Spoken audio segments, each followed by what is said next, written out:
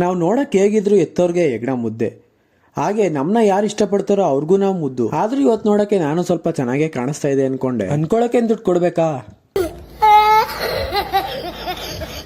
ಇಲ್ಲಿ ನೋಡಿದ್ರೆ ಟ್ರೈನಲ್ಲಿ ಆ ಹುಡ್ಗ ನನ್ನೇ ಗುರಾಯಿಸ್ಕೊಂಡು ನೋಡ್ತಾ ಇದ್ದ. ಯಾಕೆ ಅಂತ ಕೇಳ್ತಾ ಇದೆ.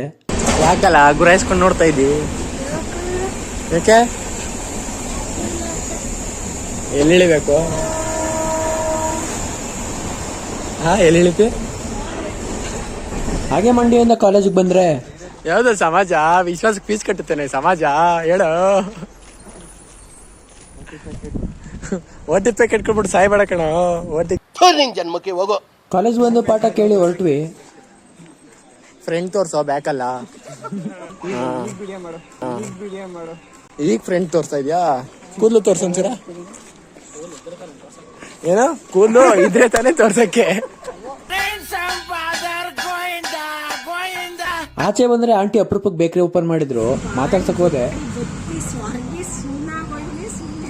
ಏನೋ ಬಾಳಿ ಬದುಕಿ ಅದೇನೋ ನೆಕ್ಸ್ಟ್ ಇನ್ನೇನೋ ಬಾಡ್ ತಿಂದು ಬೆಳಗಿ ಜ್ವರ ಬಂದು 2 ವಾರ ರಜಾ ಹಾಕಿ 2 ವಾರ ಅಂಗಡಿ ತೆಗಿದಂಗೆ ಅಷ್ಟೇ ತಾನೇ ಮ್ಯಾಟ್ರು.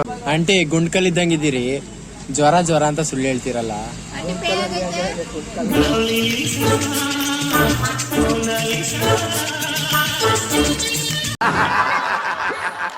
ಬಾಡ್ ತಿನ್ಬಿಟ್ಟು ಹುಷಾರಿಲ್ದ ಮಲ್ಕೊಂಡಿದ್ದೀರಿ.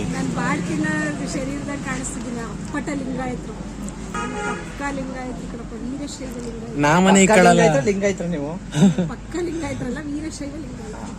ಹಂಗೆ ಲಿಂಗಾಯ್ತರ ಪಕ್ಕ ಲಿಂಗಾಯ್ತು ಅಂದ್ರೆ ಪಕ್ಕ ಲಿಂಗಾಯ್ತರು ಪಕ್ಕದೂರವ್ರು ಅನ್ಕೋಬೇಕು.